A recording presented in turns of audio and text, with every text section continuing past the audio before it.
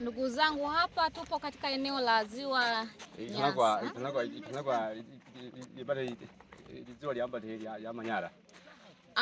Panaitwa ni Ziwa Manyara. Tumekuja kujifunza kama wanafunzi wa chuo. Tumekuja kujifunza kwa kuona kwa macho. Tumekuja kujifunza kwa vitendo zaidi.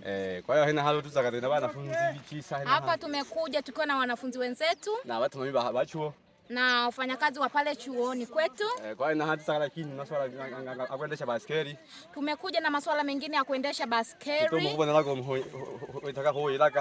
Kama unavyoona anavyo sweti.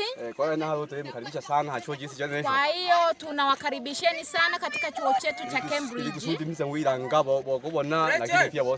Ili kisudi mje mujifunze kwa kuangalia, kwa kuona na kwa vitendo zaidi. Asanteni sana, tunawakaribisheni sana Cambridge Institute of Tourism.